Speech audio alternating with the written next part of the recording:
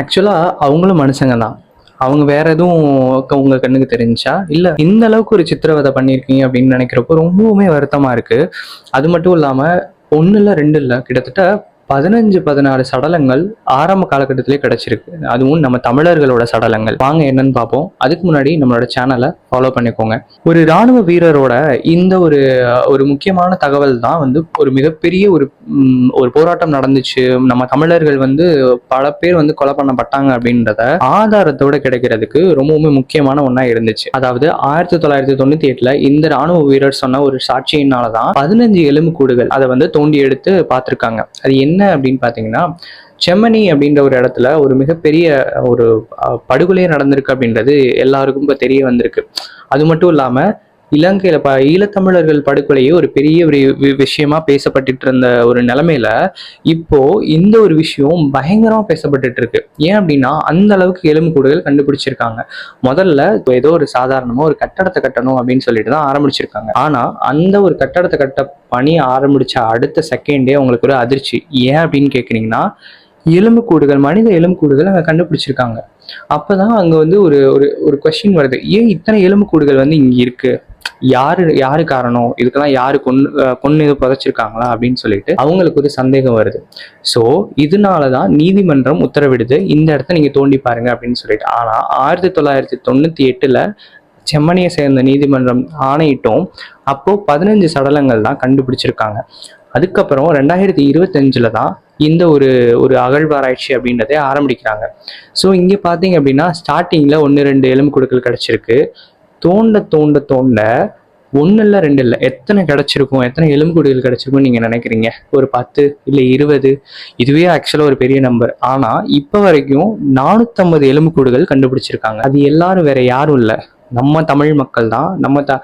ஈழத்தமிழர் படுகொலையே வந்துட்டு ஒரு ஒரு பெரிய விஷயம். அதாவது ஒரு மிகப்பெரிய உலகத்தை திரும்பி பார்க்க வச்சது. ஆனா இப்ப இந்த 450 எலும்புக்கூடுகள் அதுவும் செம்மணியில கிடைச்சிருக்கு அப்படின்னு நினைக்கிறப்போ ரொம்பவுமே வருத்தப்படக்கூடிய ஒரு விஷயமா இருக்கு. இதுல முக்கியமா நம்ம பார்க்க போறோம் அப்படின்னா, குழந்தைங்க, அதாவது ஸ்கூலுக்கு போயிட்டு அந்த ஸ்கூல் பேக்கோட வந்து எலும்புக்கூடுகள் இருக்கு. இதுலயும் இன்னும் முக்கியமா நம்ம சொல்ல போனோம் அப்படின்னா, பால் டப்பா, பால் குடிக்கிற குழந்தைங்க பால் டப்பாவோட இருக்குது. அதை கொண்டு புதைச்சிருக்காங்க. அந்த அளவுக்கு ஒரு கொடூரமான மனிதர்கள். நீங்க உண்மையில சொல்றேன், நீங்க மனுஷங்க தானா இல்ல மிருகமா? இல்ல பாக்குற எல்லாத்தையும் இந்த அளவுக்கு கொடூரமா கொண்டிருக்கீங்களே, அதுவும் சாதாரணமா கொல்லல. நிறைய பெண்களை வந்து கற்பழிச்சு கொண்டிருக்காங்க, வேதனையோட துருக்கி கொண்டிருக்காங்க. இதுல அந்த ராணுவ வீரர் ஒரு உதாரணம் சொல்றாரு. என்னன்னா, நாங்க மேல இருக்க அதிகாரிகள் என்ன சொல்றாங்களோ அதைத்தான் செய்வோம், நாங்களா எதுவும் செய்ய மாட்டோம். அதாவது ஒரு புதுமண தம்பதி நிறைய அப்ப வந்தாங்க. அப்போ வந்து அவங்களை கொடூரமா கொன்னாங்க, எங்களோட ராணுவ அதிகாரிகள் வந்து கொன்னாங்க அப்படின்னு சொல்லிட்டு பகிரங்கமா சொல்றாங்க. இது அன்றைய காலகட்டத்துல 1998 ஒரு மிகப்பெரிய எதிரொலியா உலக நாடுகளுக்கே இருந்துச்சு. ஆனா இப்போ இந்த 450 எலும்புக்கூடுகள் இது கண்டுபிடிச்சதுன்றது ரொம்பவுமே வருத்தம் கொடுக்கக்கூடியதாகவும், தமிழ் மக்களுக்கு இந்த அளவுக்கு ஒரு அநீதி நடந்திருக்கு அந்த டைம்ல அப்படின்னு நினைக்கிறப்போ ரொம்பவுமே ஒரு மனசை கஷ்டப்படுத்தக்கூடியதா ஒன்னாதான் இருக்கு.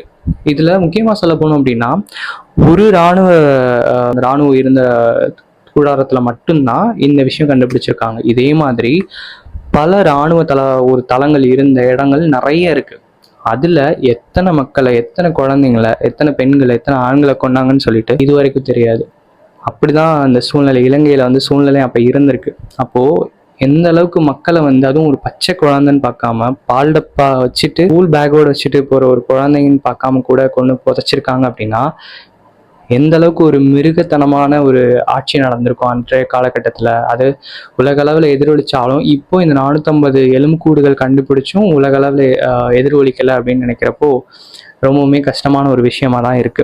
இன்றளவும் இதுக்கு தமிழர்களுக்கும் சரி, ஈழத்தமிழர்களுக்கும் சரி ஒரு ஒரு சப்போர்ட் அப்படின்றது கிடைக்காம இருந்துட்டு வரதான் மனசுக்கு ரொம்பவுமே கஷ்டமா இருக்கு. இது இனிமேலும் நடக்கக்கூடாது அப்படின்றதான் எங்களோட தாழ்மையான வேண்டுகோள். அதே மாதிரி இந்த நேரத்துல நம்மளோட ஒரு ஆழ்ந்த இரங்கலையும் சரி, நம்மளோட செம்மணியில இறந்த தமிழர்களுக்காக நம்ம வேண்டிப்போம்.